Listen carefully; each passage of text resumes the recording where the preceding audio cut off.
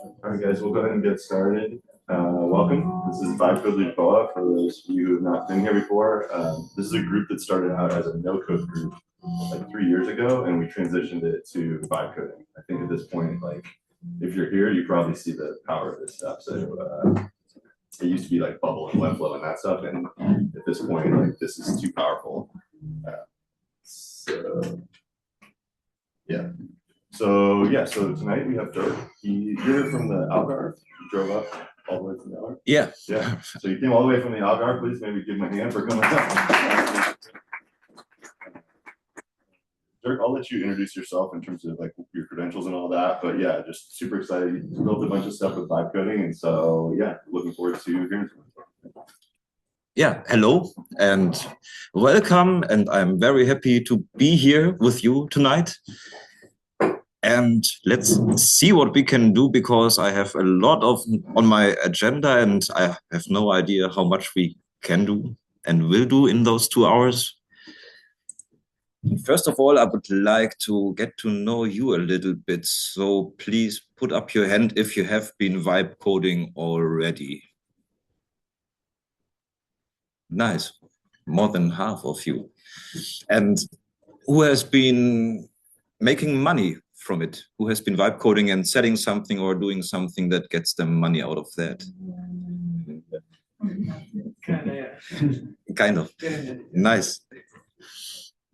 That will be also today some topic, how to make money with vibe coding and how to find customers with it. Let's start from the start, so you can see my slides or not. Will they be shared? Let's see.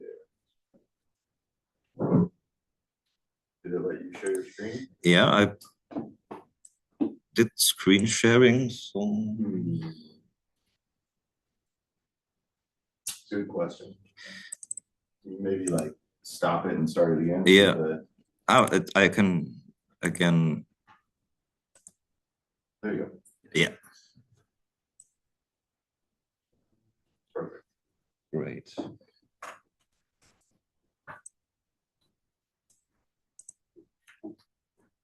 So today is about my vibe coding journey and how I got into it. And first of all, I am no coder. I haven't coded all my life, and when vibe coding came along and I was able to talk to AI and just tell in plain words what I need without any code and then test it and see if it works, that was for me the gate opener, and I went fully into app development in that moment. A little bit about me. I've been a systems admin for over 25 years and doing user support and all the technical stuff inside IT administration, but everything where you need no code at all. Also, I'm very creative writer, author of some books, musician, and that adds so well, fits so well with AI now, because I write all the time or talk to it and explain what I want. And for this evening, I thought about all the stuff that we could do and go through. And there were about 17 topics that I thought we could cover, but I didn't know about in which order to do them. So I thought the first app that we do together, because this is a live vibe coding event, I thought we do some of the apps that we will use inside of this workshop. For example, right now, we will do a spinning wheel app for all the topics that I created and see which vibe coding app is doing it the best. For today, I thought about using, let me get this out of here. Who of you knows Lovable? Please, hands up. Okay, not so many. And who of you is using Claude Code? More. So, and you are using it locally on your machine or the web version locally? Hands up, please, for local. Okay, yeah, everyone local.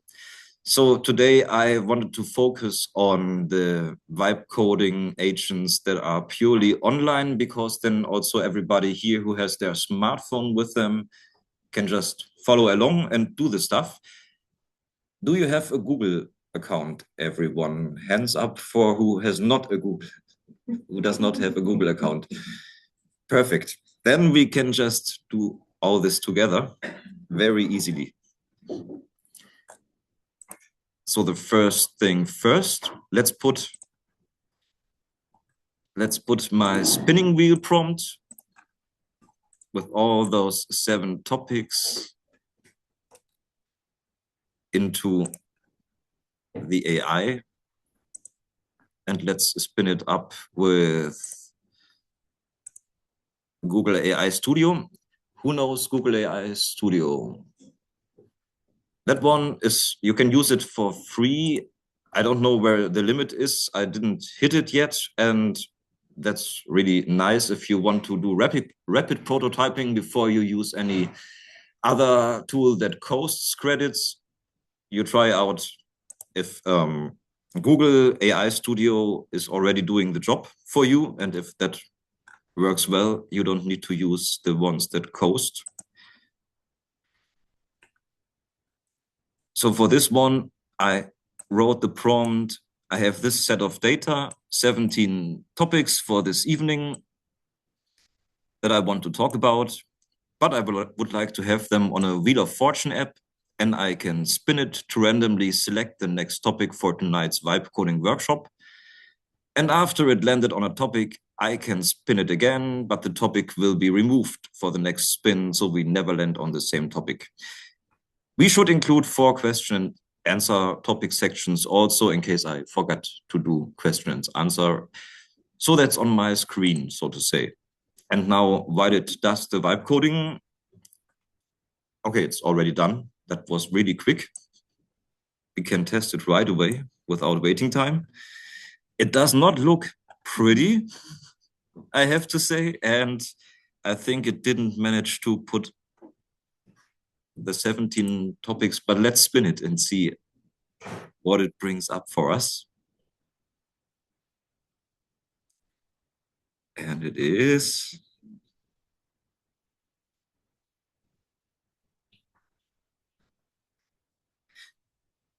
the scoring. Okay, so I thought I'd talk about this more in the end. This is about use case scoring, because if you want to automate some stuff, who have you has already automated some of his own workflows? 4, 5, 6 people. And how did you go about this? Did you screen some of your processes and made a scorecard about them and looked at them, or did you just have an idea and said, okay, let's try out this idea? Hands up if you just tried, if that works. Same with me.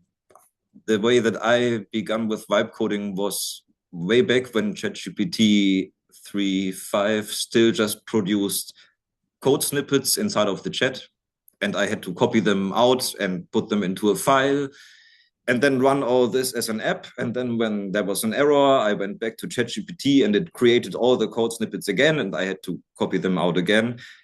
And that was my first app I ever did. I automated this, so I didn't have to do the manual moving from the ChatGPT output to the files that I wanted. And there's a way that you can do to score and have a look at your use cases in a more professional way that tells you a lot about the use case. And if you want to have this use case as the use case right now, or if you want to put it back for later. And before we go there,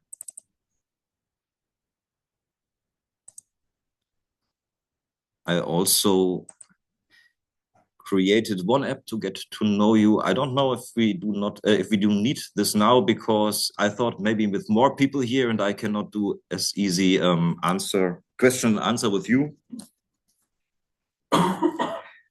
that an app would be the best idea where you have a chatbot that asks you about your evening intentions. I built that already. Let's go there.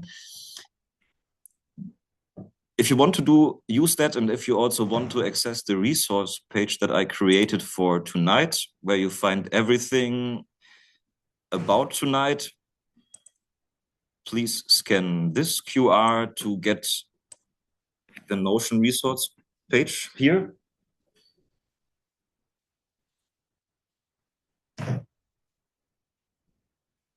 And please tell me if it worked. Yeah. Great.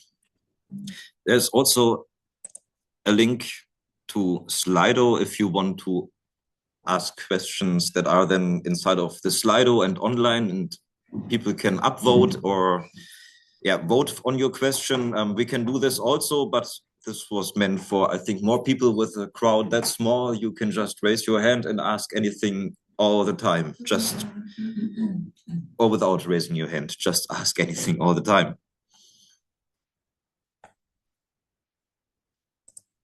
So the first app that I created for tonight is this app, which basically is the first on the Notion page, Vibecode app 1, getting to know you. I just explain what it does. It's telling you a chatbot, and it asks you some questions. Why are you here tonight? And what brought you to Vibecode Lisboa? And when you answered 4 or 5 questions, it will write everything into a database. Actually, if you want to do it right now, just do it, because afterwards we can run the data that you gave me inside of my Claude and see if we can find out some use cases that are perfect for you, and then we can also talk through and how to do them, how you can maybe create something like this if there's open questions. So if you have an app idea that you didn't know where to start, or if you want to start vibe coding and you don't know, how do I start, which tool do I use first, and where do I begin at all, we can address all that easily if you submit your question inside of here. And that app you find inside of the Notion page, Vibecode app 1, getting to know you. It's telling me I don't have access. Yes, thank you. Okay, let's see if You need to join through the Notion link. Yeah, It is through Notion, sorry. Yeah, you gotta join the. You're on the third drop now. Getting to know you.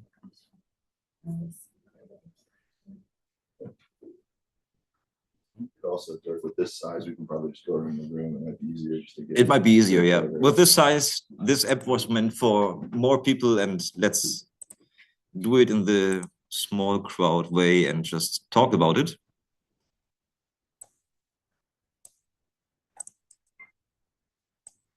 So we switch, we go over the intention collection for tonight. And we head over to my automation framework.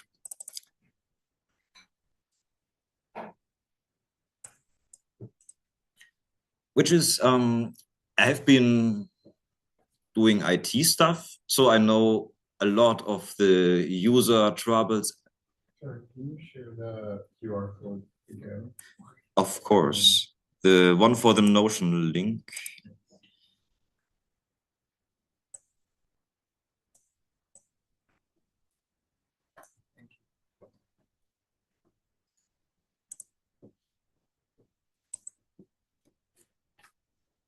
So in case you want to maybe offer your services to any company and tell them I can vibe code apps for you, because I'm a vibe coder, and right now it is so easy to, in 2 or 3 days, vibe code up something that would have formerly taken some months and 3 developers.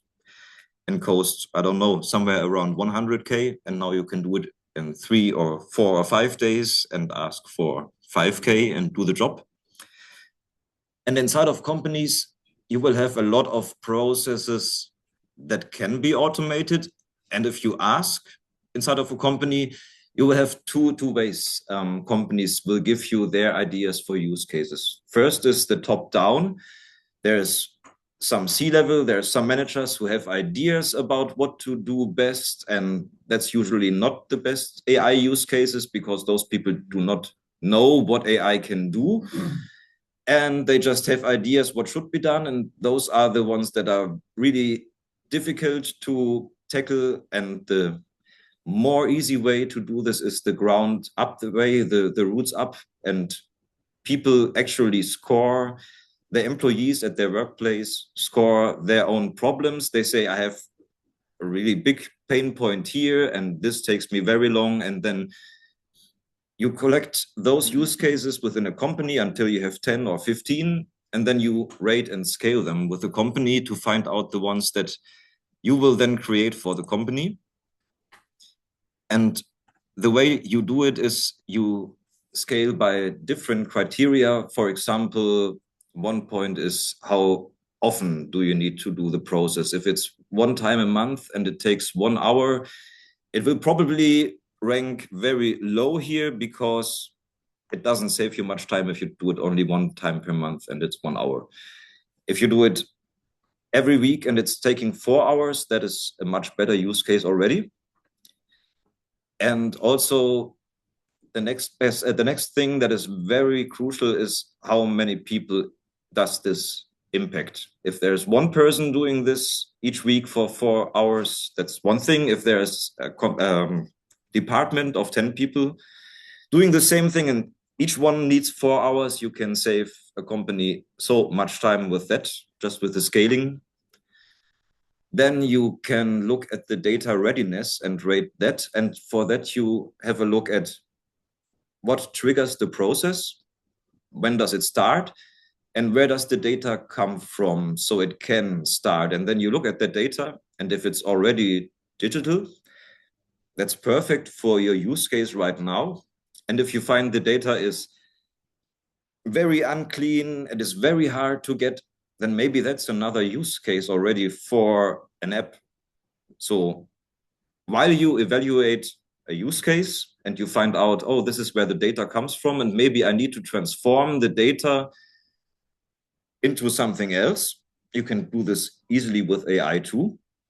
Then you have another app. So my way of doing things inside of a company is not doing one big app that solves one giant problem 100%, because that is what most companies look for and what they think AI is. They want to have this one big project and AI does everything autonomously and like it saves so much time. Whereas in my real experience, I found out that there's so many use cases inside of one use case chain that you look at those use cases and all the chain and you see, okay, this process, I can speed it up by 80 or 90% with AI, and the next process also by 80%. And that's in the end, if you put all those use cases together, you speed up a company by a lot and quickly. The 80-20% rule, so you can really fast, rapid prototype an app that solves one problem. If it's one hyper specialized problem, one small workflow, and those are so easy to automate with AI, with vibe coding right now. So again, those are the vectors that you can score, and you score them by, you look at the use case that a company brings to you, and usually not you are doing the scoring, but the company or the person who has the use case needs to score it. You ask them, how often do you do it? How often is your, like how often per week, how often per month? How long does it take to do it? Then also, is it repeatable? Is it the same every time? Then it's easy to automate. If it's completely different every time you need to do it, then it's not a use case for automation. And the digital feasibility, which also boils down to your own experience and what you can do best. So if you are really good in vibe coding and you know some vibe coding apps and you did a lot of that, you go for vibe coding, and you can also rate with AI. You can tell AI everything what you are good in, and then let it rate those use cases up to your experience. And if you tell your AI, I'm really good in doing custom GPTs. Who does know what a custom GPT is? Okay, custom GPT means you have a chatbot like ChatGPT that is specialized to one thing with instructions that you give it. For example, you can do a custom GPT for meeting analyzers, and after a meeting, Zoom meeting or something, you just paste in your complete meeting into your custom GPT in ChatGPT, and you get out everything that you need in the way that you want it. For example, if you want an action list for each person inside of the meeting with action items and what to do next, and also decision points from the meeting, you tell that to your AI, and then you just copy paste your meeting transcript and you get out what you need and in the way that you want it. That is what a custom GPT does. And then you tell AI where you are proficient in, and then AI will rate the use cases and what to do, what to automate for you.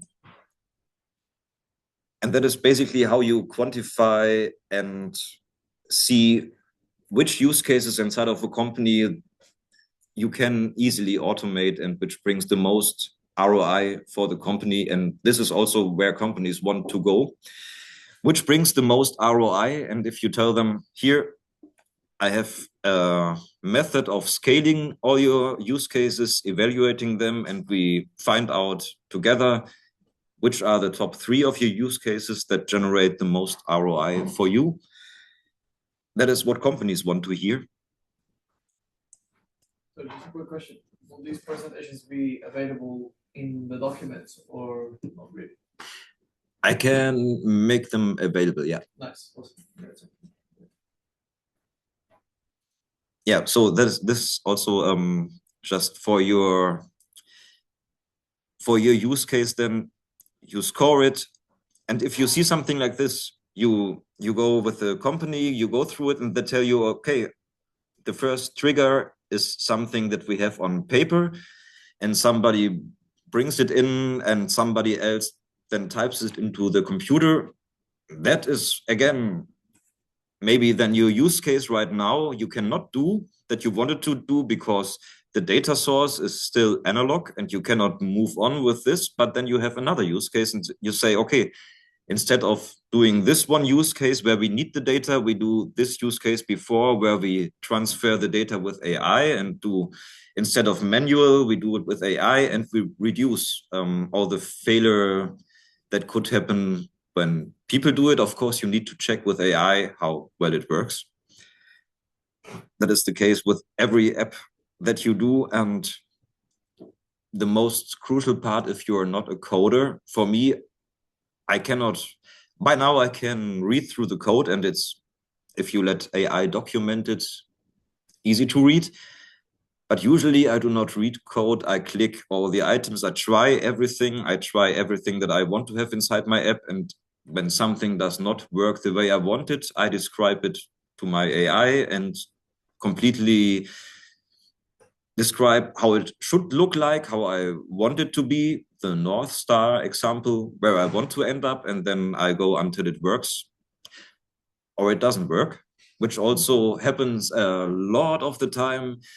So when vibe coding appeared first, I tried this little use case, just adding an AI chatbot to some website. Then I tried to make the AI chatbot context aware. Then I tried to do this, and then I tried to do that. And I didn't try to do everything at once, but just one feature or one thing that I tried with vibe coding, and either it worked If it didn't work, I tried some more times, and then I oftentimes put the app aside for some months. And when Claude 3.5 changed to Claude 3.7, I tried again, the same thing. And oftentimes, magically, the next model was able to do what the last one failed in. And it was not me needing to do better prompts. It was just me waiting for the next model and then saying, try this again, and it worked.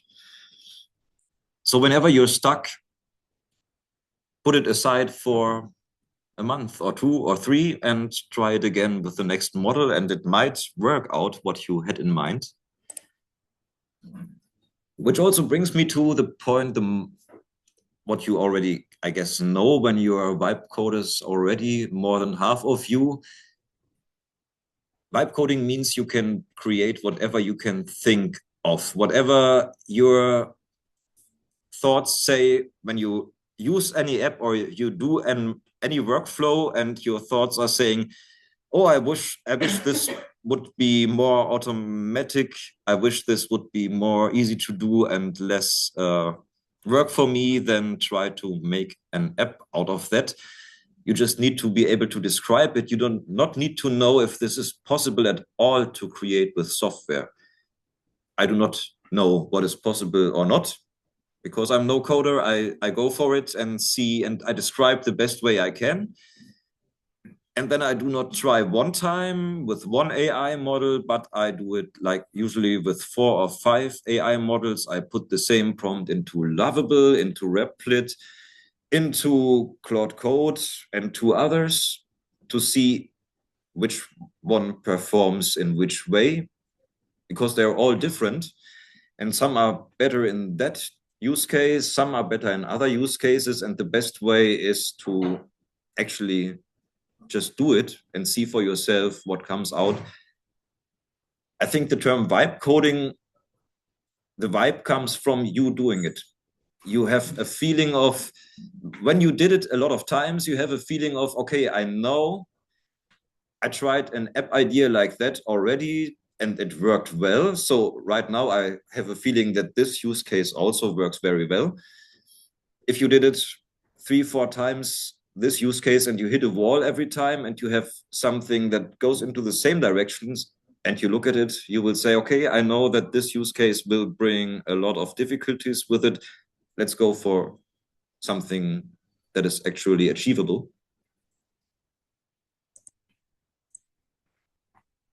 So that's the scoring that you can do.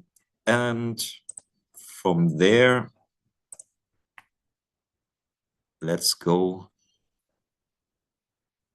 to the next spinning wheel app. Let's find it. Ah, yeah.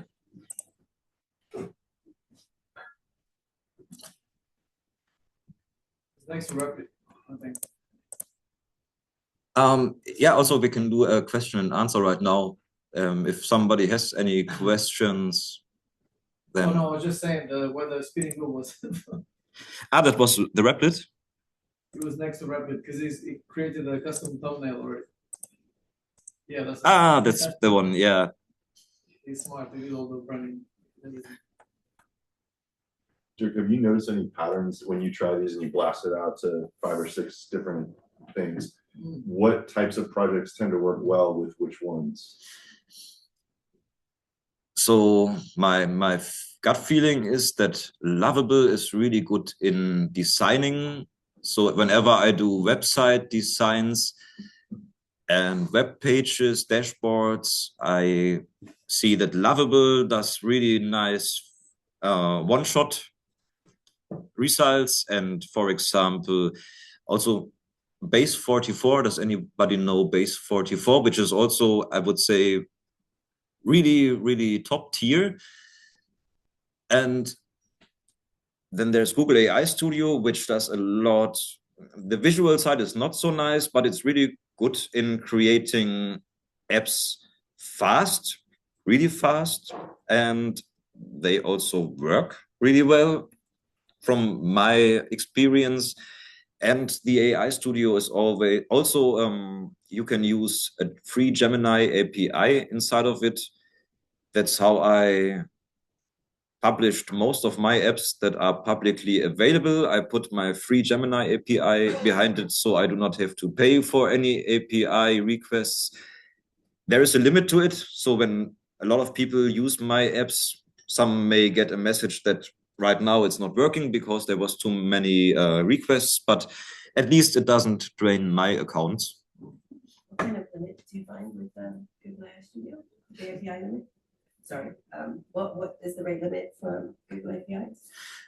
Let's check it out because right now I do not know it from just.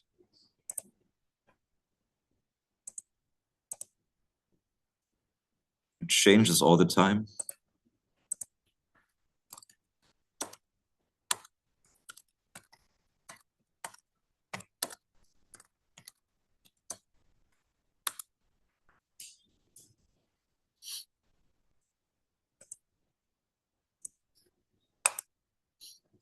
And for those of you who are using base 44, so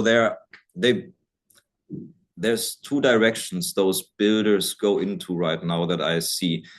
Base 44, they're integrating it all into their own bubble. They have their base 44 software development kit, and everything that you do, inside of their bubble, they have a database that is connecting to your apps. They have a login system that is connecting to your apps, and it's all built into base 44.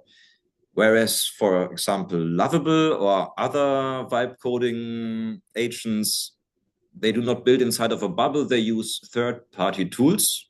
For example, Supperbase as database connection, if you want to have a database behind your project to store information. And that means with Lovable and those others who use third-party tools, you are much more customizable. You can download the app to your local hard drive and then just reuse it, and it will still have the connection to the third-party tools. And you cannot do that with base 44 in the same way, because if you download it to your local computer, this app, it tries to connect to this base 44 bubble, which is not available then, and it will not work. But you can tell your Claude Code, I created this app with base 44, and it's all inside of this base 44 software development kit bubble. Please make it so that it's outside of the bubble and uses third-party tools. And I tried that and it works well, and it reconnects another database that is like Supperbase. And you can make your app that is working inside of base 44. You can make it work everywhere. And that's a way that I use often. I use the web apps to create an app first. And afterwards, you can, if you're inside of your app, you can connect this to your GitHub account. Who's using GitHub? Almost everyone. Perfect. So yeah, you can connect this to your GitHub account, or you can just plainly download the code most of the times, and then you have it on your computer, and you can just go on coding on it with Claude Code or another one. Yeah, and you? Sorry, I was just. Okay.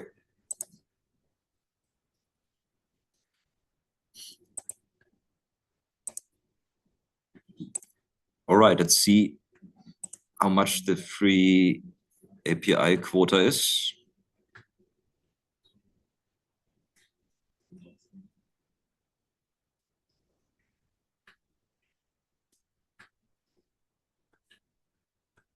With the Gemini. Yeah, we want the Gemini API, but it's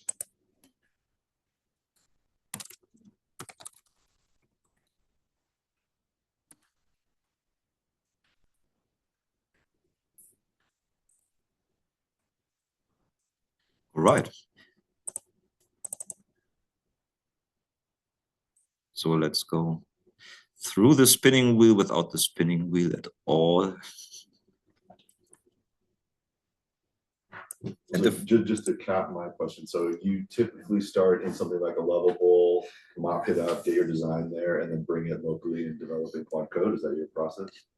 So yeah, my process is first to Vibecode it up with many apps to see which one turns out best. And then I take this as the starting point. Usually, maybe after 1 or 2 follow-up prompts, I see which one really works well and the best up to this point. And then I either go on inside of the tool like Lovable if I want to do it like that, or if I want to be more owning my code, I usually I download it and then I use my own third-party apps that I connect to it so that I'm not dependent on Lovable, for example. You end up using what in the end? Cloud code or what? Most often. Most often Cloud Code, Droid. I love Droid also. If you know Droid, that's from Factory AI, and it's also very, very good for company and business use case building. It has, I think, $10 for free if you log in with your Google account, and you can do a lot with those $10 to free test it. I use Cursor a lot. If you know Cursor or Klein, those client-based. And my usual workflow that I did mostly is I upload to Vercel, if you know Vercel, and then also I use Google authentication and let people authenticate via Google usually, because that's for me the most easy thing. And for most people, I think the most easy thing. Just to add to that, and what are the kind of you use a lot of tools, and is that something you pay for sure, or like some you say that's enough for free based on your use cases? And second question, you mentioned app. What is an app then for you? How far do you take it? Oh yeah, let's go into some of the apps that I created. And yeah, to really go from the tools that I use, it is Cursor most of the time when I do local stuff, also Cloud Code. Let's go to the use cases. Maybe it's becoming much more easy to see. Subscription. I didn't get that. Subscription. Yeah, the subscription, I only have paid tools. I do not really, I use the $20 subscription almost everywhere. So I have the $20 for Cursor, I have it for Claude, for ChatGPT, for Poe. If you know Poe, I think I have about $300 a month in AI subscriptions, and it's everywhere, the $20 plan. And that's usually, except for Cursor, where I do so much that I have the Pro $60 plan, but that's it. And probably for Cloud Code, I had for some time the $90 plan, the max plan, to be able to use Cloud Code at all. I think now you can use it with the $20 plan also. I would go, when I started with Lovable and stuff, I usually go for the 5 credits that you get for free every day, and I use them up on like 6 or 8 platforms and try out apps, and then I do the next iteration of prompts on the next day. And usually that's enough for me to see how well one of those tools performs, and if I want to use it further and pay for the subscription. So most of them give you a plan that is good enough to play with it and to see what comes out.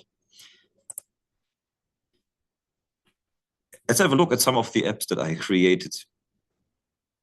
For example, I wanted to have an app for users that is like a bit of a challenge, a prompting challenge. Let's do one of the beginner quests, the most easy beginner quest.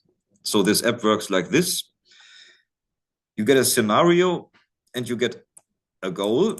And my goal here is I need to get hello world as the output from my AI, and only that. and you need to prompt for that. Please put out hello world and only that, no fluff around it. Let's see if that works. And afterwards your result, oh, this looks good. And now I can have 3 AI judges evaluate what I did. And those quests become harder, of course, by the quest you do. And then you have 3 AI judges who look at your outcome and your result. One of them is looking at your prompt, how well your prompt was written. One of them is only looking at the result. And then you either pass or not. And then you can go to the next challenge, which will be a little bit more difficult. And I invented that app mostly for AI Act training, because AI Act training is so boring to most people. And with this gamified, like, usually I try to gamify boring stuff for people with apps. So it's at least some fun to do the boring stuff. And with AI Act, I think that is really needed. Who of you knows what the AI Act is at all? Have you heard of the AI Act? AI Act, yeah. EU AI Act. Yeah. It is a law, and it is for the whole EU. Is it Mika or is it something different? Mika? I think Mika is the AI regulation, as I understood it, for EU. That is something new. The AI Act, something they agreed on in 2024, and it came into existence in August 2024, and it's already running, and it says that AI systems have 4 categories of risk. And in Europe, we have the most top is forbidden risk, and you are not allowed to do that stuff at all. And you can get sued by up to 35 million or 7% of your yearly revenue, if that is higher than 35 million. And that is basically a lot of stuff that is biometry. So if you scan people's faces and or how they walk, everything that is biometry, and you can maybe tell something about people from this is forbidden. And there's a lot of other use cases inside of the EU that are forbidden. And you should, if you really want to publish apps, you should get knowledgeable about that, because this can easily cost you really a lot of money if somebody says, oh, I found somebody who's doing a forbidden practice inside of EU, and I will tell somebody, and then, yeah. I do not know of any cases right now where a company has been sued for it. But also with this new kind of law, it will take some time until it's settled in and everybody knows about it. This is also something, if you want to publish your apps, make sure, aside from the forbidden part, we have the next upper part that is not forbidden use cases, but it is high risk AI use cases. And that is every use case where you hand over a decision to AI and getting the human out of the loop. Here you have to make sure with documentation really well how you did it, how the AI works, which prompts you use, and everything in this chain. And you need to have reviews of it inside of the company, and it needs to be really well structured so that you have your use case working and nobody complaining about this. And the next class that you can have is the low risk, and that is usually ChatGPT and all the other things that you easily can access via the internet.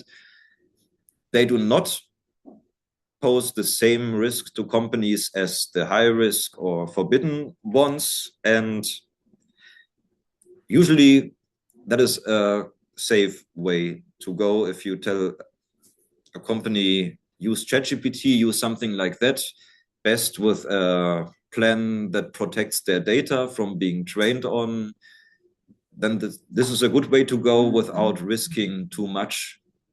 And everything that is going into biometry, that is tracking user behavior, be careful with that. Don't just do apps that do that and try to publish it, because it can, cost you.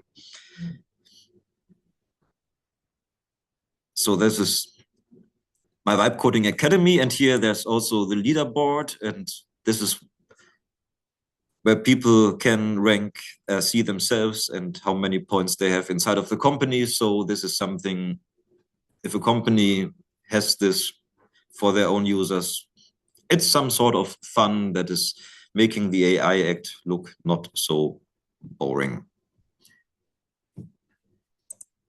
Another tool that I created, let's go to my portfolio. It's the market sim, I think. And for that AI Academy, how long did it take you to put that all together?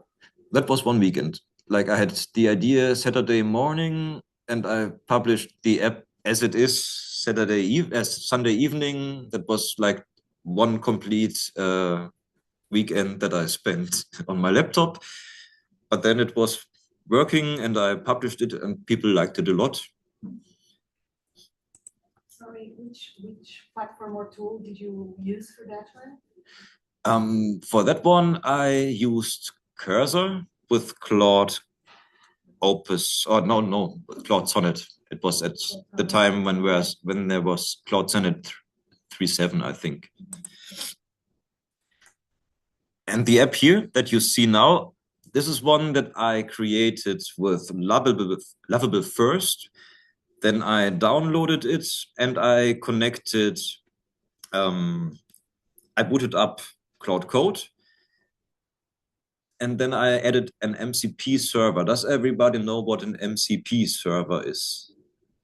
Hands up for I know what an MCP server is. So that's actually super interesting if you are vibe coding. For example, I wanted to have a database that is collecting data and that is storing data somewhere, and I wanted to not myself set up the database. I didn't want to write any code for that. I didn't want to get in touch with the database at all. And for that, there is something like the Supperbase. This is the database that I used, Supperbase MCP. And then MCP means Machine Context Protocol. This tells your AI how to do it in the best way for this use case. So the database supplier, Supperbase, they make this and they give it to you so you can connect it with your Cloud Code, and your Cloud Code knows exactly how to set up a database, how to manage it. You don't have to tell it. It doesn't have to look in the internet, because this is the perfect manual. And then you connect this MCP server to your Cloud Code. And then I told my Cloud Code, I want to have Supperbase connected instead of what was before from Lovable. And then my Cloud Code just did it, and it worked perfectly. So this app is something that I created also. I think it's a one-day app or so.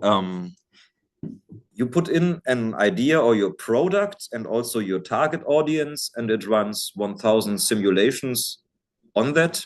And then afterwards tells you from your target audience all the opinions about your product, what you should change or could do better. Let's go to the dashboard, because I put the complete outline for this evening in here, and also the crowd for the evening, because I wanted to know how well what I did fits you. And the first thing is I get an analysis about what works well here and where's room for improvement, and key insights, why it works well. I get the top 5 positive reactions from people inside of here. also the negative, which are not so many. And then the best thing is I get actionable points on what to do to make my product much better. And for example, it told me out of my description for the evening that chatbot that I created, that I wanted to let you use in the beginning to put in your intentions for the evening. It tells me I should update chatbot to include consent checkbox for purpose, storage, duration, deletion request. And I should set a retention for you so that you can delete your data, publish privacy policy and DPO. So now that I know all about this, I can basically take this information, what I need to do with my app and how to make it better. And I go back to my app and I can tell Lovable, I just checked that app with AI and it told me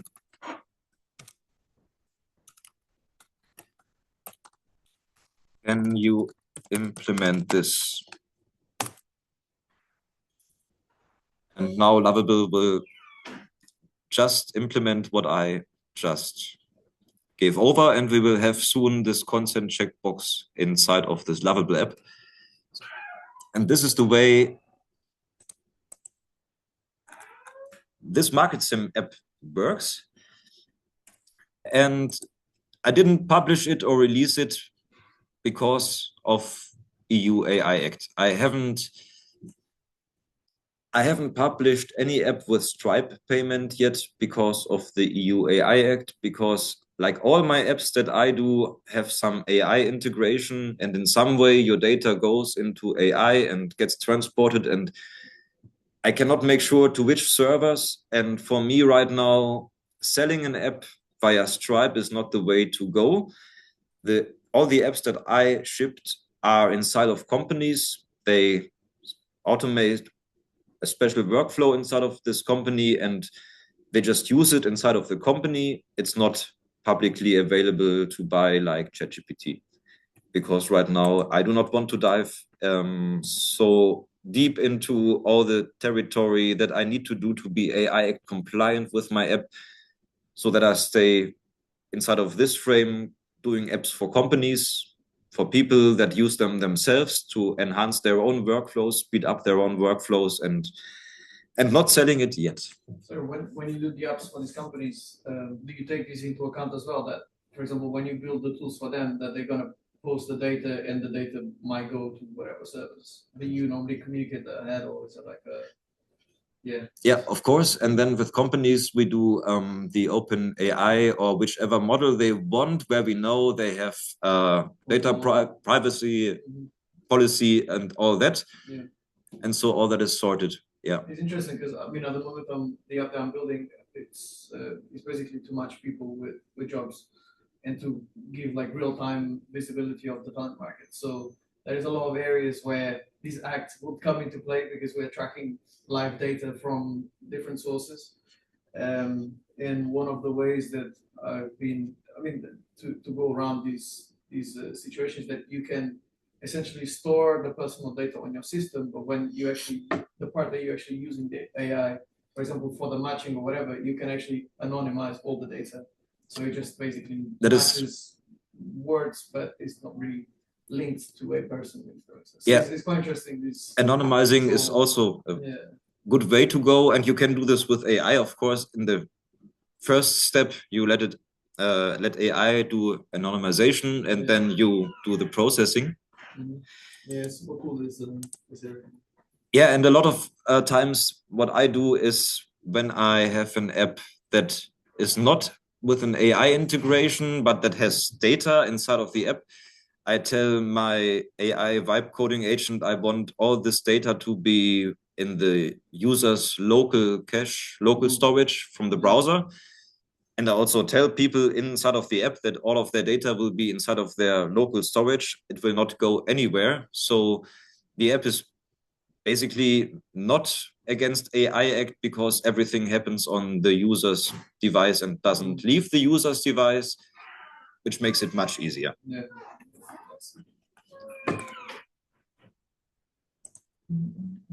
So before we go on, I have prepared some prompts and something that I wanted to try with a hands-on lesson for everybody who has their phone with them and who has a Google account. Who of you has got a personal website running or a company website, just a website? Okay, some of you.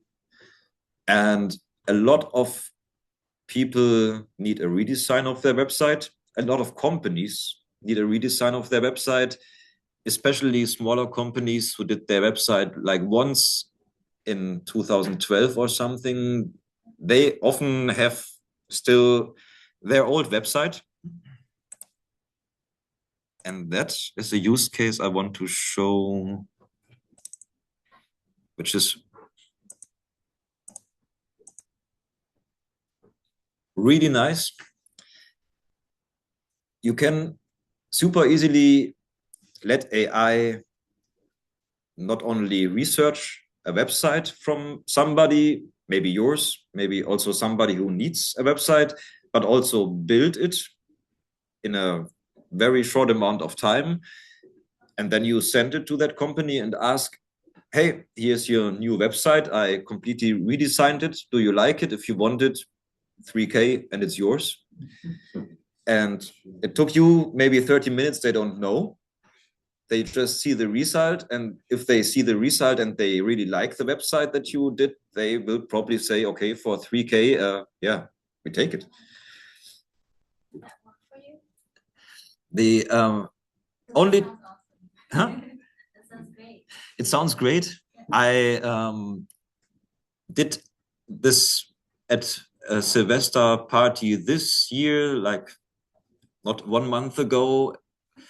We were having a huddle and people were talking, and somebody said, but I need to don't visit my website yet. I need to update it.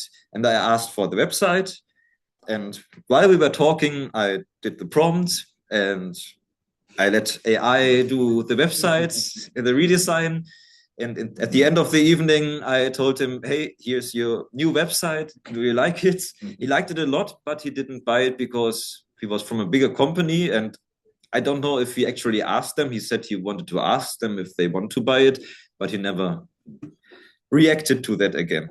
I guess the problem with that would be if they wanted to make changes after you handed it over. Excuse me? I guess once you've given them the kind of AI generated website and they want to then start changing pages, adding pages, they'd have to come back to you, I guess. Well, that's a good thing. You can just sell them a service and just Yeah, you will have. I think the AI generated website wouldn't have like the kind of drag and drop editor. Like a Wix or something like that.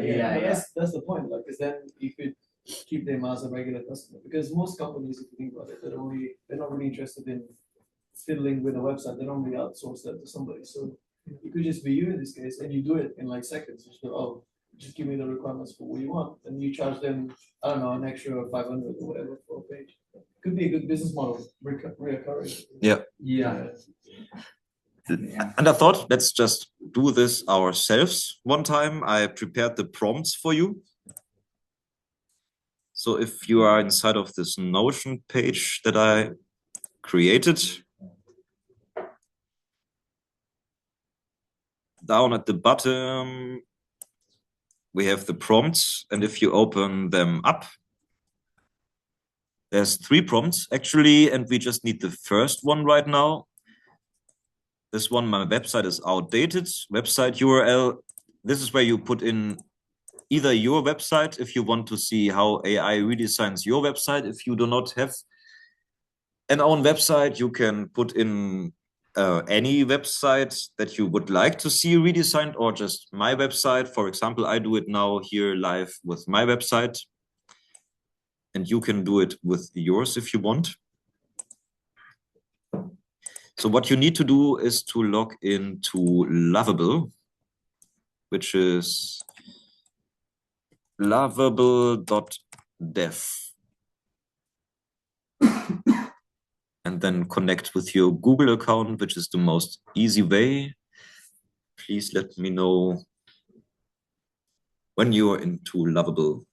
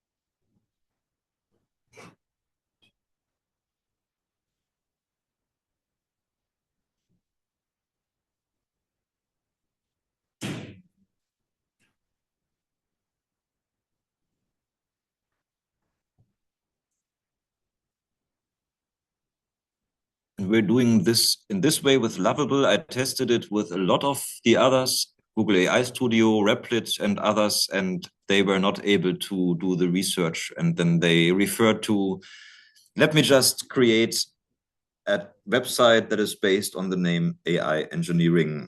And that was not my website then, but Lovable is actually able to research first and then build from the content on the website. But also, if you want to use any other coder, what you can do is you go to Perplexity, if you know Perplexity, or any other AI search engine. You can use ChatGPT with web search. You put in the name, the URL of the website, and you tell it you want to rebuild it and to grab all the content, to collect all the content and give it to you, and it will do that. And then you can copy paste over and put it here.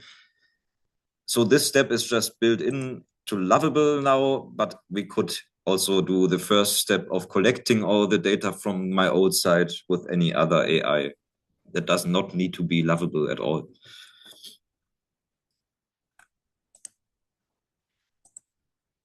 And while this is building, I can show you some apps where I try to put LLMs and AI into a lot of stuff to see just what it does. For example, I connected ChatGPT and gave it a piano, and I let it know how to play the piano. And now you can prompt ChatGPT which kind of song you want. I want a happy song.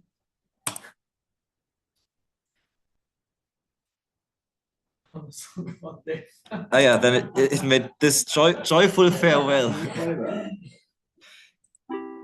It's not very good, but if you think about it, it's not trained like the other AIs like Suno or something. They are trained to do audio, and they are trained on audio files, and ChatGPT is trained on text. And I gave it a piano, and it is able to do something with it. It is able to create music with it and to play on it, which is cool. So that's a lot of ways where I try to see how AI LLMs are performing in other areas than just doing text. For example, I have made LLM poker table where you play against ChatGPT 4.1, ChatGPT 4 mini, and another instance of ChatGPT. Let's start this up.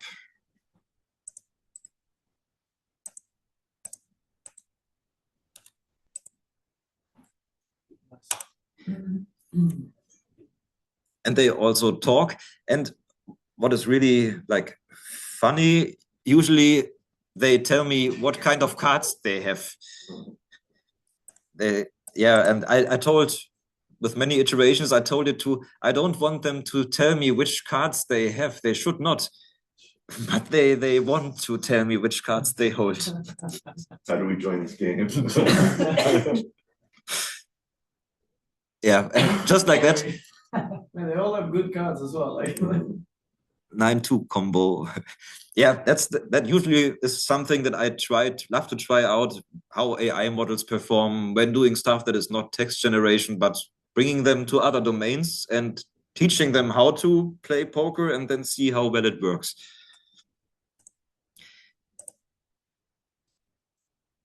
So that's the kind of apps that I do. Some of them are company apps, some of them are creating real value for other people, some of them are just me trying out what AI is capable of doing. So the website is still creating. Does anybody already have a website ready, created by Lovable? Yeah. Did it work? Did it catch? I'm still thinking. It's Processing prompt. So, I think mine's still better. Yeah, that But goes. it's very impressive. It's I think a lot of websites that are new, you won't be able to do a better result with AI, but it goes for those that are 2015 or older. You can easily recreate something much better and just send it to them. Okay, while this is working, let's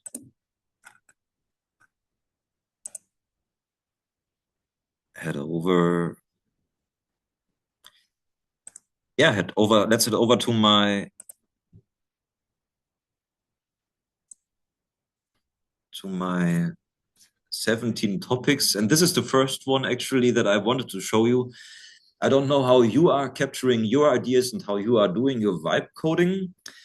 My experience was when I told into my phone, I told what I want to have, a lot of times by voice. And when I did this, a lot of times there was some kind of connection error or whatever. And my very long, well thought out prompt that was like 3 minutes of me talking out my ideas just got lost to somewhere and it was gone. And then I wasn't able anymore to do the same kind of setup and speaking it in the same kind of way that I did before. And it was just gone. So I switched over to capturing my ideas with Obsidian. Who knows Obsidian? I think there's more apps like Obsidian out there. It's just one that I found that works very well for me.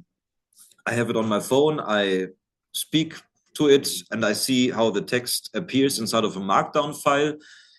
As soon as I speak, I see the text and I know it's saved and the markdown file is there and I can share this markdown file with any Lovable, Replit, or what else. So I put my prompt instead of just into Lovable, I put it into Obsidian, into a markdown file, and then I give it over to any coder, or I put it into my cursor and make a new markdown file inside of the file structure, and then my cursor agent can read it.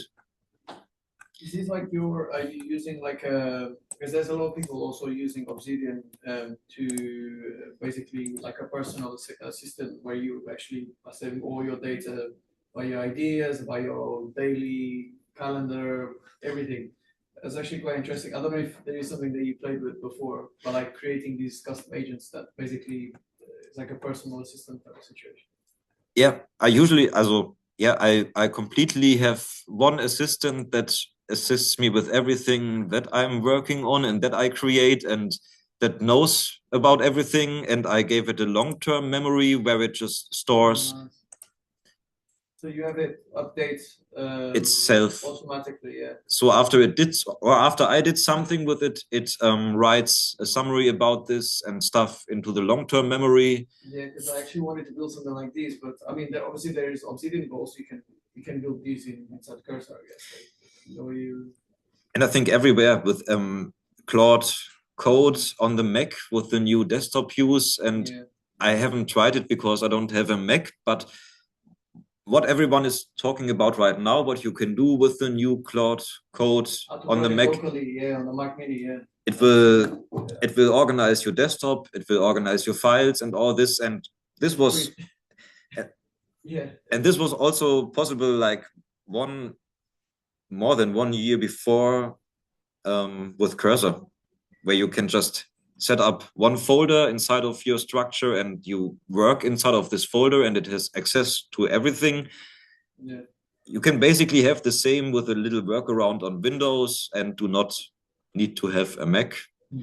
Also, I think the new Cloud Code feature will be soon out for Windows users also, and not only for Mac users. Yeah, but my Cursor is doing the same thing. I seem to run locally.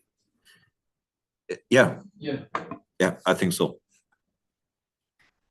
And this is the way that my ideas, also every other stuff that I work on and have ideas on, I put it into voice apps and into my Obsidian and make a markdown of it, and then I give it over to my AI here and work on with every with Opus. Right now I have connected Opus, but you can connect every AI tool, every AI model that you want to connect to your Cursor, and then it can work on your hard drive and help you. Which application is this? The application is Cursor. Cursor, and this is basically, if we put away all those side panes and stuff, to the left side you have your data, like in the Explorer window, where you can see what you are working on and all the files. The middle pane is when you click one of those files, you see the content, and the right pane is my AI navigation pane, where I talk to my agent and tell it what to do. And then it will go on creating, and you can give it quite long stuff to do. It can work for a long time. I think I mentioned the Droid, which is very similar to Cloud Code, and I think I had Droid work for 2 hours and 15 minutes one time. Completely, I went outside, I went shopping, so I gave it the prompt. I didn't know how long it would take. I went shopping, I went to do a lot of stuff, and when I came back 5 hours later, I saw it worked for 2 hours and 15 minutes, and the app was working that I gave it to do. So what is better than that? You just put in a prompt and somebody works for you while you do all the other stuff that you are doing daily. Just a question though. So do you normally, you don't develop anything from this folder, from this place? I do. This is just for you to organize. You do? I do. Also, yeah, if my agent has all the context already right now, when I'm working on something, and inside of this right now, there's Cloud Opus 4.5. Yeah. And when we talked through everything that I want, and we have like 5 markdown files already, and it knows everything that we talked through, then I tell it, okay, now you know everything, let's build this app. And then I also let it build the app right inside of here. Right, okay, so you build it so you tell it to build in the specific folder. Yeah. Right, okay. I didn't realize that you could do that, because I always just work by project folder. So I've got all my projects in separate files or directories, I guess. Yeah, I did that. Yeah. Also, like in the first months. Organize it this way, yeah, so you could have a bigger context, yeah, where you actually have different projects inside. Yeah. Interesting. Okay, you need to look into this actually. And then. How is that a good idea? Sorry, because aren't you going to confuse it has a context, right? It has a context, for and every project that you do, isn't it better if that context is specialized for that project? That's why I have a lot of agents here up above. So there's one only for the Vibecode event today that I created. This agent I only worked on for today. And if I wanted it to know about something else inside of here, I would tell it to read the long-term memory to get itself up to date about that stuff. But right now I don't need that. So I have this agent running only on this event for tonight. And the other agents that I have up above here are for other stuff that I'm working on. So yeah, as you say, it's about context. You don't want to spoil the context with stuff it doesn't need. That's why you do agents for your task inside of this structure. Okay, but doesn't it, if the agent has access to all of that, when you ask something that it needs to research, isn't it going to go and read all of that stuff?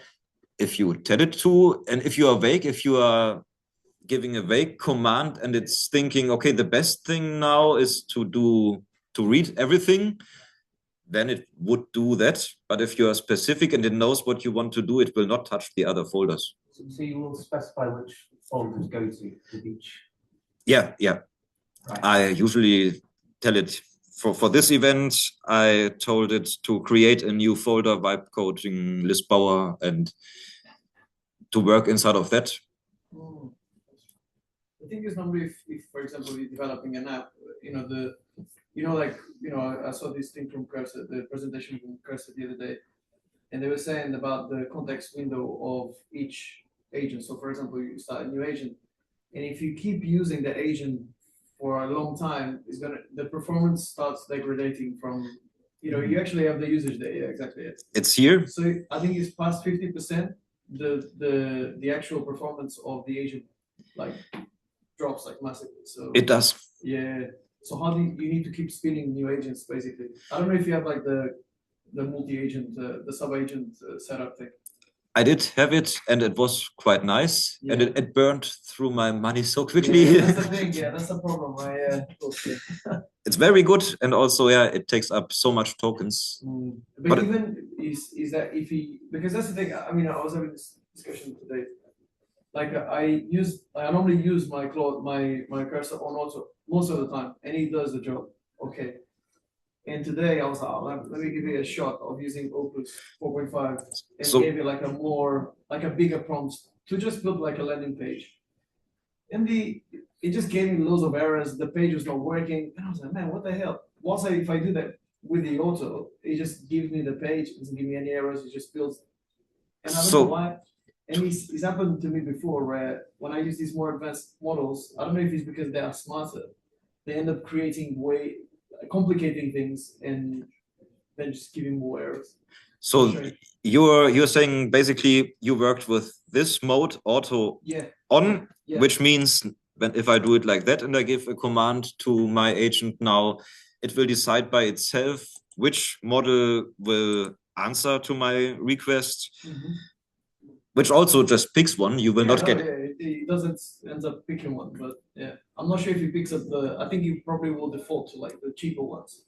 I would expect, because that's a way for them to save money for. Probably, yeah. Very probably it will for easy tasks it will revert to the cheaper models. Yeah, it's interesting for that. But with the auto on, can you also spin sub agents? Because with auto it's free, right? You can just use. It's free? I didn't know that. No, it's unlimited use, or the use is it not? I thought with auto it just automatically selects the model, but it still costs. I didn't know that it's free. If that's you can just keep using, yeah. That's. I mean, it will probably. That's interesting. I didn't know that. You will probably select the cheaper models again, but I think you will still get the work done, and it's. I need to try that. If it's for free, if you do the auto thing, that would be awesome. Yeah, because if you do auto and sub agents, that's what I'm trying to set up at the moment. I was just looking at it today. It's an interesting thing. Then it would be not burning through your money with the sub agents. Yeah. I will try that. Yeah. Good idea. Nice. I've had the opposite result. Opus is amazing. I can give it just I give it. I'm into the Ralph Wiggum stuff. I don't know if you're following that, but load up a backlog with just GitHub epics and then describe very detailed what you need. You're using a framework to when you start. No, I'm just in Claude Code, so I have my Claude Code wired up so it has MCP access to GitHub and Vercel and all these things, and I literally tell it, look, make sure everything passes tests. Use the Ralph Wiggum loops. Go through my GitHub log and just do your best. And it's insane. It chunks through the whole thing and breaks it into smaller parts, executes it all, and then does a PR, and then what I went for a road trip on Saturday, and same thing. I built an app over the weekend. Nice. Came back from the road trip, and it was just like loaded up with all these PRs that I just had to approve, and the thing worked. So Opus is ridiculous. Yeah. Because I think it's very good at planning the tasks, right? That's the thing that I noticed is like it just creates the plan and it executes the plan. Yeah. Interesting. So you left your computer running, you went on a trip? Yep. So when you came back, what was that? Yeah. It was like 5 hours something. Is it the Simpsons character? Yeah. That's worth looking into, although it may be rendered obsolete with, they just released this thing where now to-dos are tasks, and so they can be used by sub agents across, so it may render that obsolete, like dead on arrival, basically. Nice. I guess, because that's the thing, it's like almost like a framework to utilize and then just do that. Nice. Yeah, sorry. Who of you knows Notebook LM? Okay, some who doesn't know that. It's a very nice tool. It's not vibe coding at all, but it connects to a lot of stuff that you are vibe coding. For example, when I'm doing something for today and I let it create slides. First, I went through the evening what I want to do, and afterwards, when I knew what I want to do, I let it create slides for the evening. So it made a document with the slides. And then I put the slides document into Notebook LM. And I now have here slides 1 to 10 for the evening. I selected only the slides 1 to 10, and I selected slide deck. And then I did a prompt. Please create these slides in a high class 10,000K premium dark theme with super nice visuals. Thank you so much. And then you get all those slides that you need for the evening, and they are pretty well done. And like now I'm a graphics designer. Also, that'd be great. Can you show me how you did the prompt in Google? Yeah, the prompt is you can. I didn't realize you could prompt that. I thought you could just click and then. Yeah, you can actually customize. I've been doing it. I just click and then it just does whatever. Yeah, and you can customize it a lot. It's much easier if you do it beforehand. So if I want to have slides 1 to 10, it's only good to create about 15 slides. That's the maximum that it does. So I go for 10 usually when I create a file, and then I tell it to only create those 10 slides and no fluff around it, because if you have like 10 slides like this and you just click presentation, you get a slide deck with 15 slides with some intro, some outro, and some stuff you never asked for.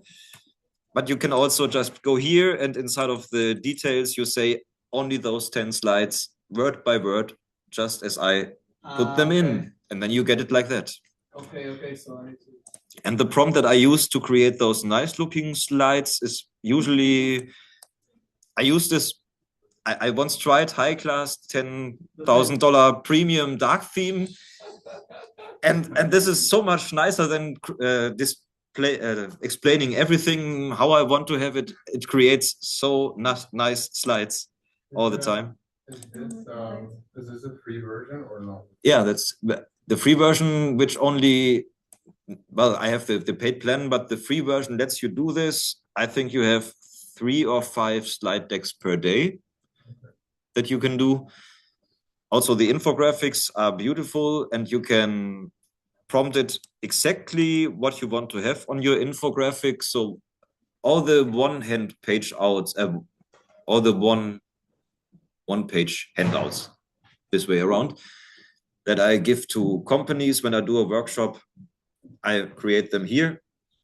It's one-pager. You tell it what you want to have as a one-pager, and you get it, and it's beautifully created graphically, and you are a graphics designer then with this tool.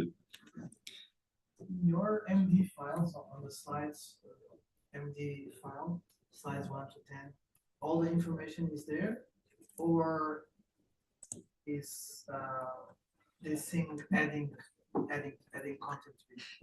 It is adding content. If I just say I want to have slides 1 to 10 and I click on this right away, it will create an amount of slides that I cannot know right now.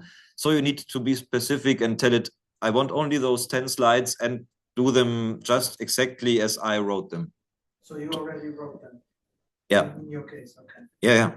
So if you want to have consistency, then you let your AI do the stuff that you put in here. And also I told my AI, I want to have slides separated by files. In each markdown file only put 10 of the slides because I need it that way for notebook LM. So in this case, you were looking for the visuals only. That's what you got from out of it. Visuals? I just put in the text for each slide. I didn't care about, and the visuals it does itself. I just told it to make the best visuals for everything that it can think of. And it creates much better visuals usually than I can think of myself. If I would prompt it to make something, it would look worse, I think. Yeah, that's pretty good. I was actually going to ask what you made that because yeah, that's a pretty good slide. Yeah, and that workflow is one that I use often, going from Obsidian to Markdown files, and then with Markdown files to the next thing where I use and need those Markdown files.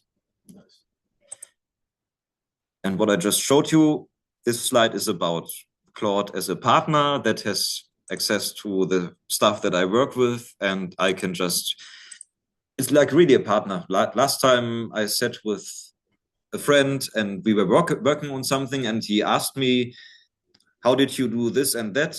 And where is it? And I was like, I have no idea. I asked my Claude assistant, and here it is. And I got it. So I do not even need to recall what I worked on.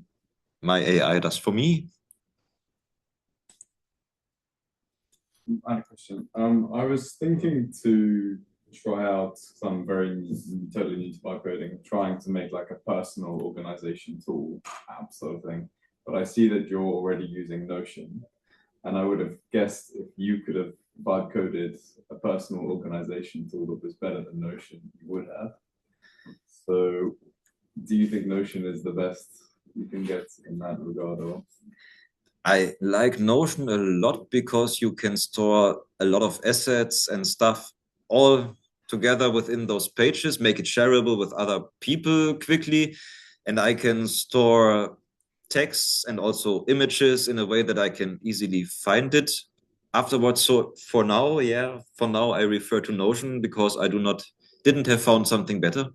And you couldn't create one that's even better for your personal? I have not tried to create a Notion app myself. No, not yet. But yeah, that's something that really is, I think for most people, one big thing, because you create so many stuff with AI, and where do you store it so you can still access it and do not lose track? Or what is your main issue with organizing? There's just 10 different projects going on at the same time. Yeah. And not knowing how to Yeah. If you're using Obsidian, then why would you not use that as the knowledge management system rather than Notion, because it is open source? Because in Notion, I don't know if Obsidian is doing the same, but in Notion, I can so easily, if you have a look. No, I have used them both. I mean, Obsidian is very sophisticated knowledge management. So I just didn't deep dive into Obsidian as much as I did into Notion, and I didn't know that there's maybe the same things that I can do with Obsidian that I can do with Notion. I didn't even know that. So is it really that similar? It has a higher learning curve. It's more technical. It's an amazing app, depending on what you need to do with it. It's worth having a look because obviously Notion costs money. All right. Whereas Obsidian, if you just put it on your machine, it's very good if you want to sync cards and key them. Yeah, especially because it can actually link documents with each other. And I actually have one of my friends, he used to work for OpenAI and he started a company, and he actually created this software that creates custom rags. So basically, you feed it a lot of research and information, and it creates rags that essentially a number of like markdown files that are actually linked with each other. And then on Obsidian, you can literally go in there, and it's literally creates a whole web of like files that are linked to each other that have like relationships It does a within each hub other. thing, right? Yeah, yeah. I think, yeah, the mapping, it already started on my computer, but then you have the whole, you see all your files and you see how they connect. And yeah, I haven't gotten into that further yet. I will then, if you say that's such a powerful tool, I will try to see what Obsidian can do. And it's for free, I think so. which makes it better than the Notion, yeah. I'll throw out a recommendation because I've tried and failed with both of those, but the one that I use currently is called CD1. It's actually a Chinese open source app, but I love it. It's called C1, SIYUAN, and it's got an MCP server, so I have it wired up where I can like spitball ideas of Claude and then brainstorm and work up a plan, and then say commit this SIYUAN. So it's kind of hard to pronounce. Yeah, so it's open source. You run it via Docker container, but it's really slick. Ah, that's nice. That's also something that I wanted to. That is cool. It's almost like a mix between Obsidian and Notion. It is. Looks It's like visual, the so I'm UI, a very visual. Like my Yeah, problem with same. Obsidian is like the markdown. I could just never find myself using it enough. Yeah. And then Notion, I don't know. I have friends who love it, but I just never got on that train. Yeah. And then this to me, it's got a like mix. Yeah. basically a mix, and it's all open source. You host it yourself. The MCP server, it's like second brain. That's the Forward thing where you can just commit stuff to it and it organizes it. It's really brilliant. Great. And also, if you have a GitHub repo like this one, where you can use somebody else's app, this is such a nice use case for yourself also. For example, there was Google releasing their AI readiness website check just as a GitHub project repository. So what I did is I took the repo, I started it up, and I tried out their tool, which checks your website for AI readiness. And the tool just gave me like a percentage. It told me I'm 65% up to AI readiness and a little bit of information. And I wanted to have this much, much better, and with really not only all the issues on my website, but also with an actionable plan, how to solve those things that I can maybe just give to my vibe coding agent that then solves everything. So I downloaded the code that Google released as GitHub, and I made it much better. Does anybody have a website they want to check for AI readiness? And we can do it right now. If not, we do it with my website, which is not optimized because I didn't work on that for 1.5 years.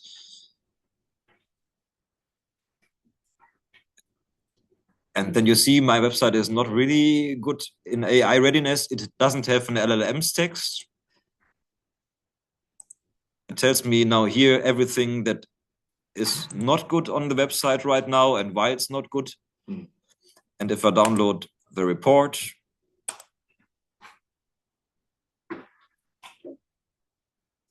I get it in a way so that I could give this report over to my vibe coding agent if it has access to my website, and it will just redesign and fix everything up to what has been found out by this tool.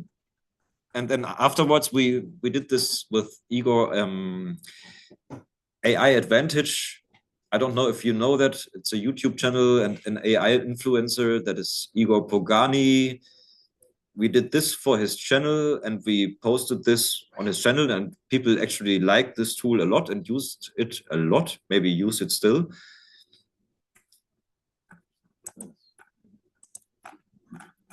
Maybe now's a good time if you want to promote what you guys are doing in the masterclass then.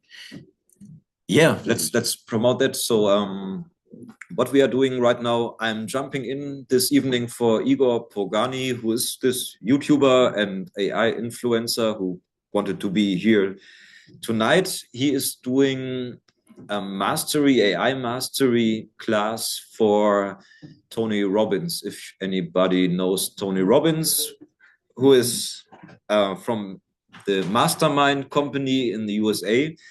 They're doing workshops worldwide, and they got into AI now, and they basically got an AI crowd of people to develop their new program that is including me and Igor, and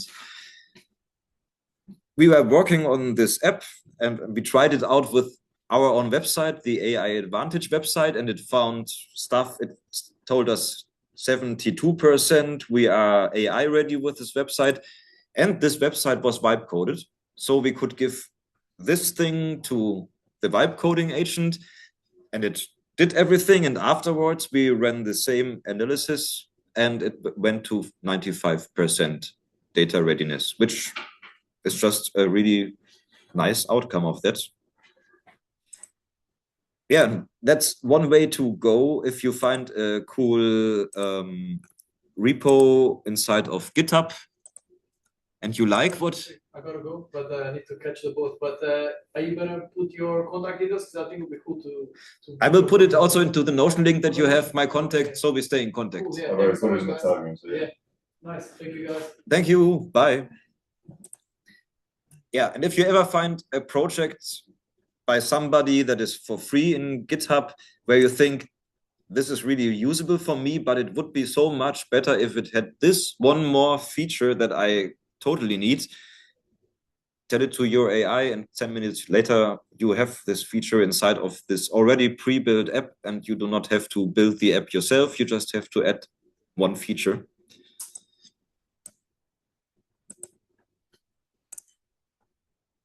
So let's go to the mastery class event that I was wanting to tell you about. So you can not join right now the mastery class anymore. That is a running program that we do as a cohort for companies, and this is running from January to June. But what you can do is still sign up for the community, which is, I think, $37 a month. And inside of this, you have access to 13 mods that include me and a lot of AI people from Igor's universe that he worked together with, and who are all inside of this AI Advantage now. Let's go to the website.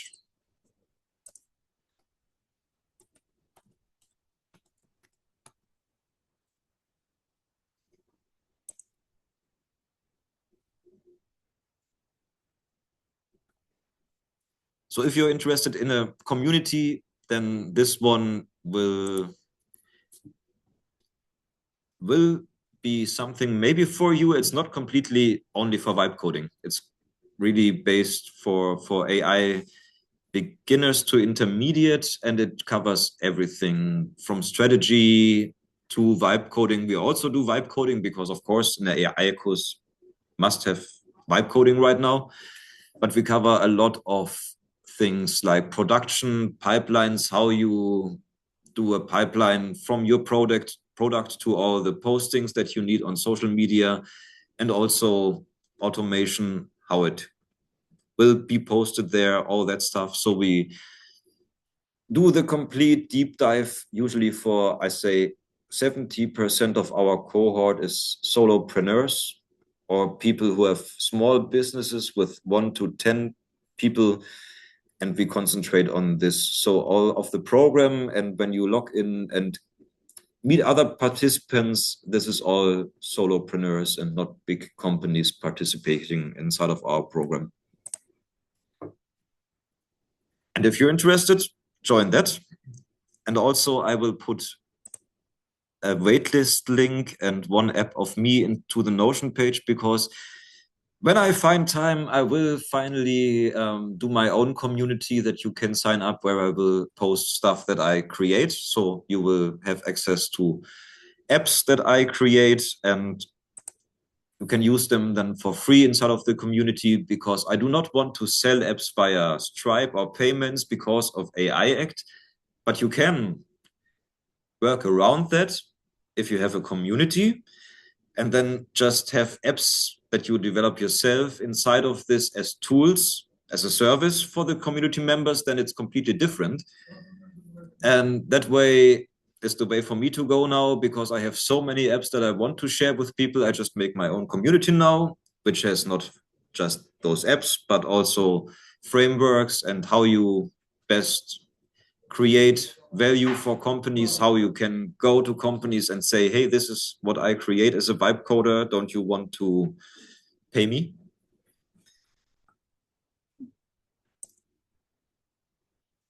So I will put this link also into the Notion page. And if you want to later sign up for the waitlist for my community, whenever I have the time to really bring this online, you're all welcome to join. Would be so nice.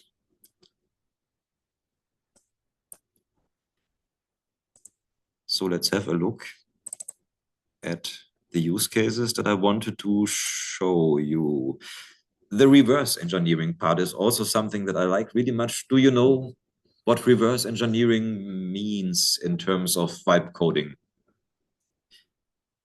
Let's do it with a cool thing. Here's my website. I don't know if your phones, by the way, already created your new websites, but mine did, and it has everything on it that I really have on my website. It's not looking better than mine, I think, but still, it worked in a way, and I have a new website now. And with reverse engineering, I mean, you can use any app that you see that you like, that you want to clone. Let's do ChatGPT. We can easily clone ChatGPT.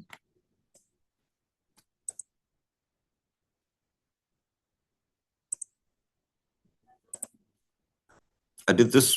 Let's not do it again because it runs then. I just wrote this prompt. I would love to build an app like this one. I put a screenshot of ChatGPT and that's everything. So I told it, I want to have the same with the navigation bar on the left and the chat history and chats get saved. But what I want to have differently, I don't want to have only OpenAI as the model, but I want to have a settings button, which is here, and I can put in my Open Router API key, which then lets me use every AI model and not only ChatGPT.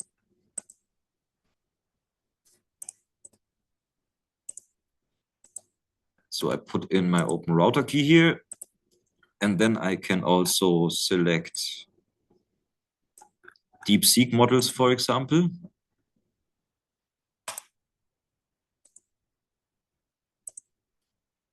And now when I ask it, hi, are you ChatGPT? There was a time when DeepSeek answered yes to this, but now it's telling me it's DeepSeek. And now we have ChatGPT cloned. This was 3 prompts. I did the first prompt where I said I want to clone ChatGPT. And then I did a follow-up prompt where the model list was mock data. And I opened it and it was not real models. And I told it, it looks like mock data. Please make this real models. And that's it with those follow-up prompts. 2 prompts and I was able to have a ChatGPT, like the app that you pay $20 for. Okay, ChatGPT has some more features, but a lot of companies are doing it this way. They make a ChatGPT clone. They add one prominent feature that ChatGPT does not have, one thing that they thought of, and then they sell it as this. And they make like $10 subscription per month, and people are paying for that. And it's just ChatGPT with one more feature that somebody had an idea to do. And it's easy as that. And then you ask to add Stripe payment, and it will add Stripe payment. All you need to do is then log into Stripe, make an account, connect your bank account, and you're free to receive money from other people. Just make sure that you are compliant to AI Act. That is everything that I can say to really publishing an app and selling it for money. What makes Stripe integration not compliant? Because Stripe stores the user data and card data. You don't have any compliance. The Stripe is completely compliant in itself. But when you start selling your app to people, you need to make sure about all the governance guidelines, what happens with their data, and that's stuff that you need to care about. Which models you use, where does the data get stored, and everything that is behind all of that, that users do not see, they need to be informed. It needs to be completely transparent to be AI Act compliant, so users need to know where the data goes and all that. They need to consent. And yeah, with user consent, you can handle a lot. Consent and transparency, that is what you need to go for if you publish an app inside of the EU. If you're inside of USA, it's completely different. They spun up their own AI Act after the EU did theirs with a lot of regulations. The USA came and said, okay, we do it the other way around. Our AI Act says you're free to do whatever you want, basically. They want AI integration and they want people to use AI inside of their businesses. And the EU, what they are doing right now, it has the consequence of what you see with me. I don't have the time to do 3 months of investigation if this is really now the correct and legal way to publish my app, or if I will get sued for 1 million if I do it like this. So I just better not publish it like this in case I get sued. So yeah, the AI Act inside of the EU is an issue for developers because it's not clear in a lot of cases, and people are too unsure to publish things. And this is inside of EU only. This doesn't mean USA people have the same restrictions. So this is for AI development, a big what is the right word in English? It's bad for Europe, I would say, in a lot of ways, because people don't dare to publish stuff that other people just dare to publish.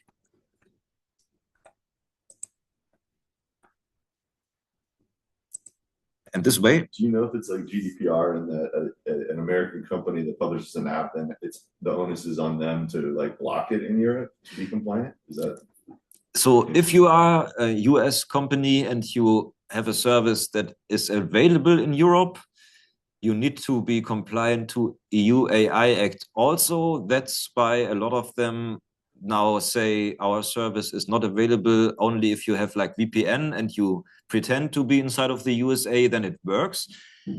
But other way, outside of US, it just doesn't work. I think it's good to add this is if you are a supplier or a consumer, if you know what I mean. So for example, if you use an OpenAI model, you can say in your documentation that using OpenAI, so OpenAI is responsible to tell what is going on with happening there. But if you have a system problem, that you need to, it's kind of an audit, like you need to be compliant.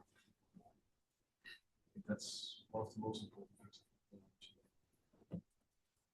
Yeah, when you system prompt, as far as I know, it's just training. If you trained an AI system, it's a different thing, and then you need to have a different kind of compliance. But if you just use ChatGPT and use system prompts basically to alter the output, that is not against any regulations, as far as I know. You need to be transparent. Because if you're using that system prompt data, which is, for example, pictures for people or pharmacy, like yeah, I think it's more of a law than it goes into tech.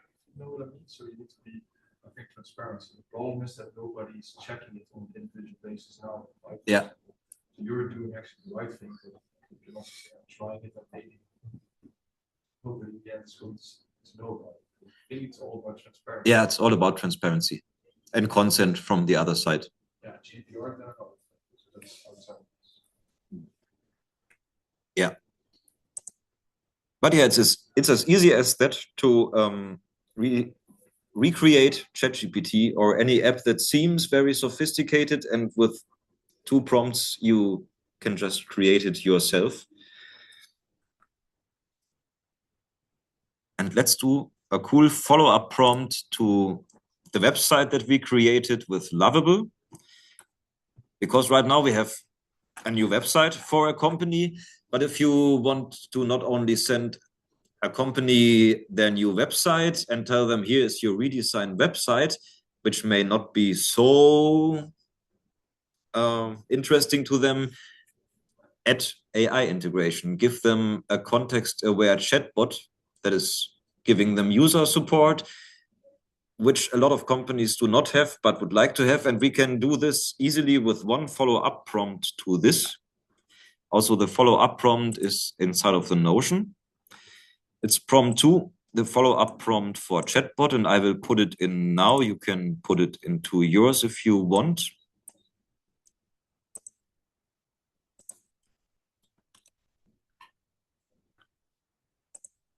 And it reads like this.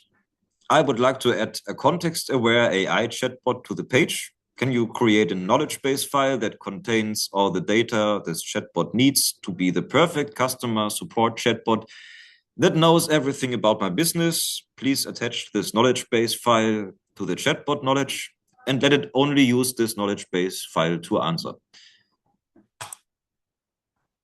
And then very soon we will have this AI chatbot.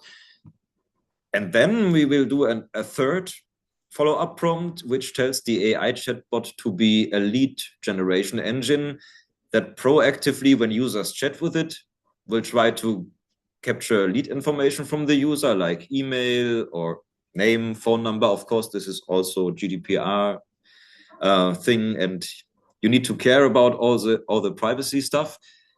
But you can have your chatbot as a lead generation engine that then stores all the leads it made inside of a database. And when you get to open your website, you can click through all the leads it generated, come back to people, and get much more out of your website. Let's see if it created my chatbot.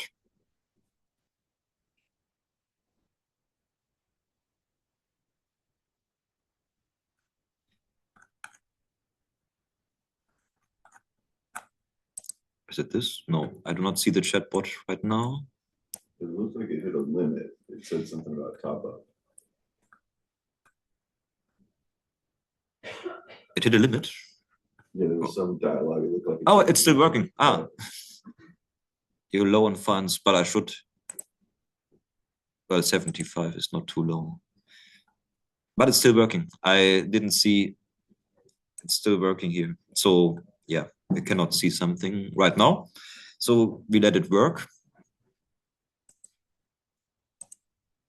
And just like that, if you present the company here, try your new website, which has also a chatbot, that is also a lead generation engine, then they will be much more like, tell us more, please. Even if you, and yeah, if you price it very low, for you, it's 1 hour of work maybe, and then you price it to 4K or 5K, which is for an hour of work. Nice. Just, I think we'll probably wrap there, and we can hang out after if people want to see stuff. Big round of applause for Dirk. Thank you so much. Yeah, it's awesome. I do want to make one plug. I'll take that over the screen controller. So we have the shameless plug for a group that I'm running right now. So I don't know if y'all have seen this on the site. But basically, I'm running a cohort. Imran's been through it. Kosas and Christian are both in the current one. If you're thinking about getting into this stuff, basically in 30 days, we take you through the whole process, like bring you up to speed of how to use Claude, how to install it, how to basically develop the mindset, some of the stuff that Dirk was telling me about, like how to work with this stuff. And really, it's unintuitive sometimes at first. And like just the more you delegate and start saying like, no, like you do it. You give a lot of autonomy to Cloud Code, and it's able to just, it's kind of mind-boggling once you connect it up to systems where you can just have it like develop a feature and then open the Chrome browser and test it and make sure it looks right and then mark it off and then check it into Git. Like it's just absolutely bananas.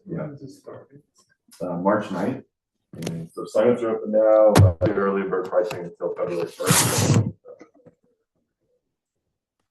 On the website, it's just under Build Tool. You can also, if you like, this tool is for free. You can use this. It's called Confabulator. I built this system. I basically took my process, and these guys will tell you. Like basically, you go through this interview, you answer some questions, and then